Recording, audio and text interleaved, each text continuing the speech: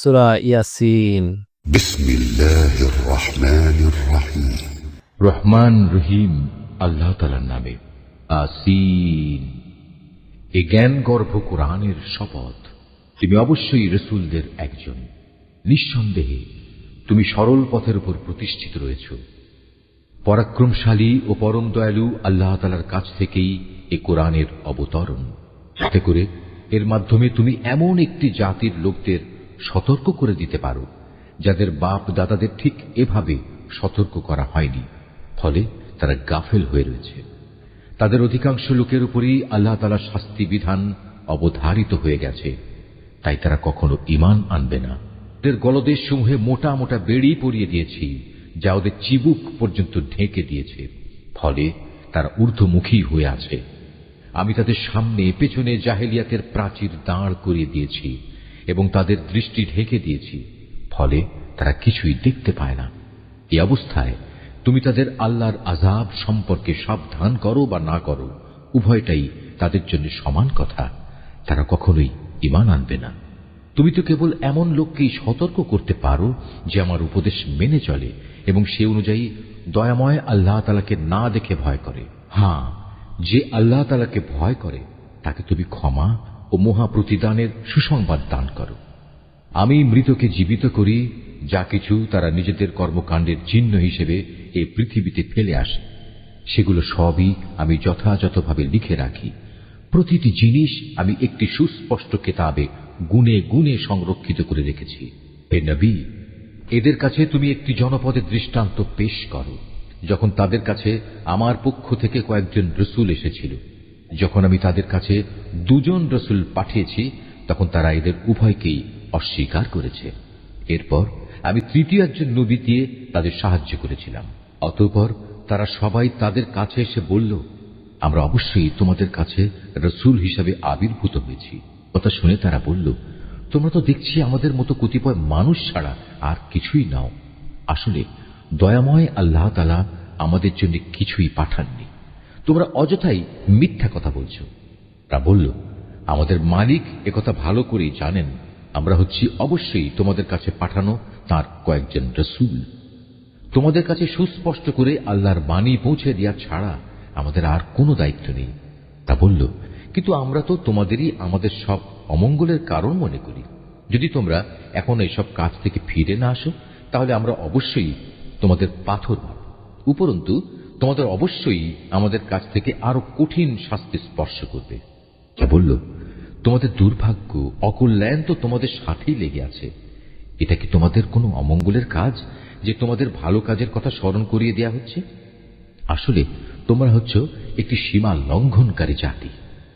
এমন সময় নগরীর প্রান্ত থেকে এক ব্যক্তি এদের কাছে ছুটে এলো এবং সবাইকে বলল, হে আমার জাতির লোকেরা, তোমরা আল্লাহর এ রসূলদের অনুসরণ করো এমন এক রসূলের যে তোমাদের কাছে হেদায়েতের বিনিময়ে কোনো প্রকার প্রতিদান চায় না। আসলে যারাই তার অনুসরণ করবে তারাই হবে হেদায়েত প্রাপ্ত। আমার জন্য এমন কি অজুহাত থাকতে পারে যে যিনি স্বয়ং আমাকে পয়দা করেছেন এবং যার দিকে তোমাদের সবাইকে একদিন ফিরে যেতে হবে, আমি তার ইবাদত করব না? আমি কি তাকে বাদ দিয়ে অন্য কোনো মাবুদ গ্রহণ করতে যাব? অথচ দয়াময় আল্লাহ তাআলা যদি আমার কোনো ক্ষতি করতে চান, তাহলে ওদের কোনো সুপারিশই তো আমার কোনো কাজে আসবে না, না তারা কেউ আমাকে ক্ষতি থেকে উদ্ধার করতে পারবে। এ সত্ত্বেও যদি আমি এমন কিছু করি, তাহলে আমি সুস্পষ্ট গুমরাহিতে নিমজ্জিত হয়ে যাব। আমি তো এই গুমরাহির বদলে তোমাদের মালিকের উপরই ঈমান এনেছি। অতএব তোমরা আমার কথা শোনো। এ ব্যক্তিটির আল্লাহর পথে নিহত হওয়ার পর তাকে বলা হলো, যাও, তুমি গিয়ে এবার জান্নাতে প্রবেশ করো। সেখানে গিয়ে জান্নাতের নিয়ামত দেখে সে বলল, আফসোস, যদি আমার জাতি এ কথাটা জানতে পারত। আমার মালিক আমাকে মাফ করে দিয়েছেন এবং আমাকে তিনি সম্মানিত মানুষদের দলে শামিল করে নিয়েছেন। তার হত্যাকাণ্ডের পর তাদের শায়েস্তা করার জন্য আমি তার জাতির উপর আসমান থেকে কোনো বাহিনী পাঠাইনি, না এ ক্ষুদ্র কীটদের শাস্তি দেওয়ার জন্য আমার তেমন কোনো বাহিনী পাঠানোর প্রয়োজন ছিল। আমি যা করেছি তা ছিল একটি মাত্র বিকট গর্জন, তাতেই ওরা সবাই নিথর নিস্তব্ধ হয়ে গেল।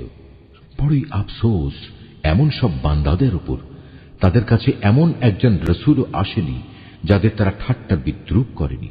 তারা কি এই বিষয়টি লক্ষ্য করেনি যে তাদের আগে আমি কত জাতিকে বিনাশ করে দিয়েছি, যারা কোনোদিনই আর তাদের দিকে ফিরে আসবে না, বরং তাদের সবাইকে একদিন আমার সামনে এনে জড়ো করা হবে। শিক্ষার জন্য আমার কুদরতের একটি নিদর্শন হচ্ছে এই মৃত জমিন, যাকে আমি আসমান থেকে পানি বর্ষণ করে জীবন দান করি এবং তা থেকে শস্য দানা বের করে আনি। তা থেকেই তারা নিজ নিজ অংশ ভক্ষণ করে। আমি তাতে আরো সৃষ্টি করি নানা প্রকার খেজুর ও আঙুরের বাগান, উদ্ভাবন করি অসংখ্য নদী নালার প্রস্রবণ, যাতে করে তারা এর ফলমূল উপভোগ করতে পারে। আসলে এগুলোর কোনোটাই তো তাদের হাতের সৃষ্টি নয়। এত সত্ত্বেও কি তারা কৃতজ্ঞতা আদায় করবে না? পবিত্র ও মহান সে সত্তা, যিনি সব কিছুকে জোড়ায় জোড়ায় পয়দা করেছেন, চাই তা জমিনের উৎপন্ন উদ্ভিদ থেকে হোক কিংবা হোক স্বয়ং তাদের নিজেদের থেকে, অথবা এমন সব সৃষ্টি থেকে হোক যাদের সম্পর্কে মানুষ এখনো আদৌ কিছু জানেই না। তাদের জন্য আমার আরেকটি নিদর্শন হচ্ছে এই রাত। আমি তা থেকে দিনকে অপসারিত করি, ফলে এরা সবাই একসময় অন্ধকারে আচ্ছন্ন হয়ে পড়ে। সূর্য তার জন্য নির্ধারিত সুনির্দিষ্ট গণ্ডির মাঝে আবর্তন করে। এটা হচ্ছে মহাপরাক্রমশালী সর্বজ্ঞ আল্লাহ তাআলারই সুনির্ধারিত নিয়ন্ত্রণ ব্যবস্থা। আরও রয়েছে চাঁদ, তার জন্য আমি বিভিন্ন কক্ষ নির্ধারণ করেছি। কক্ষ পরিক্রমণের সময় ছোট হতে হতে তা একসময় এমন ক্ষীণ হয়ে পড়ে যেন তা পুরনো খেজুরের একটি পাতলা ডাল। সূর্যের এ ক্ষমতা নেই যে সে চাঁদকে নাগালের মাঝে পাবে, না রাত দিনকে ডিঙিয়ে আগে চলে যেতে পারবে। মূলত চাঁদ, সুরুজ সহ এরা প্রত্যেকেই শূন্য লোকে সাঁতার কেটে চলেছে। তাদের জন্য আরেকটি নিদর্শন হচ্ছে, আমি তাদের বংশধরদের এক সময়ে একটি ভরা নৌযানে আরোহণ করিয়েছিলাম। তাদের নিজেদের জন্য সে নৌকার মতো যানবাহন আমি সৃষ্টি করেছিলাম, যাতে মাল সম্পদ সহ তারা আরোহণ করছে। অথচ আমি চাইলে মাল সামানা সহ এদের সবাইকে ডুবিয়ে দিতে পারি। সে অবস্থায় তাদের ফরিয়াদ শোনার মতো কেউই থাকবে না, না এদের তখন উদ্ধার করা হবে। হ্যাঁ, একমাত্র আমার অনুগ্রহই ছিল যা তাদের নিজ নিজ মনজিলে পৌঁছে দিয়েছিল, এবং এটা ছিল এক সুনির্দিষ্ট কাল পর্যন্ত এ বৈষয়িক সম্পদ উপভোগ করার সুযোগ। যখন তাদের বলা হয়, তোমরা তোমাদের সামনে যে আযাব রয়েছে তাকে ভয় করো, ভয় করো যা কিছু পেছনে আছে তাকেও, আশা করা যায় তোমাদের উপর দয়া করা হবে। তাদের মালিকের নিদর্শন সমূহ থেকে তাদের কাছে এমন কোন নিদর্শন আসেনি যা থেকে তারা মুখ ফিরিয়ে নেয়নি। এমনি ভাবে যখন তাদের বলা হয়, আল্লাহ তাআলা তোমাদের যে জীবনোপকরণ দিয়েছেন তা থেকে কিছু অংশ অন্যদের জন্য ব্যয় করো, তখন এ কাফেররা ঈমানদারদের বলে, আমরা কেন তাদের খাওয়াতে যাব যাদের আল্লাহ তাআলা ইচ্ছে করলে নিজেই খাবার দিতে পারতেন? হে নবী, তুমি বলো, আসলেই তোমরা সুস্পষ্ট গুমরাহিতে নিমজ্জিত আছো। তারা বলে, তোমরা যদি সত্যবাদী হও তাহলে বলো, কিয়ামতের এ প্রতিশ্রুতি কবে পূর্ণ হবে? এসব প্রশ্নের মাধ্যমে এরা আসলে যে বিষয়টির জন্য অপেক্ষা করছে তা তো হবে একটি মহা গর্জন। তা এদের হঠাৎ করে পাকড়াও করবে, এবং তখনও দেখা যাবে তারা এ ব্যাপারে বাক বিতণ্ডা করেই চলেছে। এ সময় তারা শেষ ওসিয়তটুকু পর্যন্ত করে যেতে সক্ষম হবে না, না তাদের আপন পরিবার পরিজনদের কাছে আর কোনোদিন ফিরিয়ে আনা হবে। যখন দ্বিতীয়বার সিঙায় ফুৎকার দেওয়া হবে, তখন মানুষগুলো সব নিজেদের কবর থেকে বেরিয়ে নিজেদের মালিকের দিকে ছুটতে থাকবে। তারা হতভম্ব হয়ে একে অপরকে বলবে, হায় কপাল আমাদের, কে আমাদের ঘুম থেকে এমনি করে জাগিয়ে তুলল? এ সময় ফেরেশতারা বলবে, এ হচ্ছে তাই কিয়ামত। দয়াময় আল্লাহ তাআলা তোমাদের কাছে যার ওয়াদা করেছিলেন, নবী রসুলরাও এ ব্যাপারে সত্য কথা বলেছিলেন। মূলত এ কিয়ামত অনুষ্ঠানটি সিঙার এক মহা গর্জন ছাড়া আর কিছুই নয়। এই গর্জনের পর সাথে সাথে সবাইকে হাসরের ময়দানে আমার সামনে এনে হাজির করা হবে। অতঃপর ঘোষণা হবে, আজ কারো প্রতি বিন্দু মাত্র জুলুম করা হবে না। আজ তোমাদের শুধু সেটুকুই প্রতিদান দেয়া হবে যা তোমরা দুনিয়ায় করে এসেছো। সেদিন অবশ্যই জান্নাতের অধিবাসীরা মহা আনন্দে বিভোর থাকবে। তারা এবং তাদের সঙ্গী সঙ্গিনীরা আরশের সুশীতল ছায়ায় সুসজ্জিত আসনের উপর হেলান দিয়ে বসে থাকবে। সেখানে তাদের জন্য মজুদ থাকবে নানা প্রকারের ফলমূল, আরো থাকবে তাদের জন্য তাদের কাঙ্ক্ষিত ও বাঞ্ছিত সব কিছু। পরম দয়ালু মালিকের পক্ষ থেকে তাদের স্বাগত জানিয়ে বলা হবে, তোমাদের উপর সালাম বর্ষিত হোক। অপরদিকে পাপীদের বলা হবে, হে অপরাধীরা, তোমরা আজ আমার ইমানদার বান্দাদের কাছ থেকে আলাদা হয়ে যাও। হে বনি আদম, আমি কি তোমাদের এ মর্মে নির্দেশ দেইনি যে তোমরা শয়তানের গোলামি করো না? কেননা সে হচ্ছে তোমাদের প্রকাশ্য দুশমন। আমি কি তোমাদের কথা বলিনি তোমরা শুধু আমারই ইবাদত করো? কেননা এটি হচ্ছে সহজ সরল পথ। আর শয়তান, সে তো তোমাদের আগেও অনেক লোককে এভাবে পথভ্রষ্ট করে দিয়েছিল, তা দেখেও কি তোমরা বুঝতে পারলে না?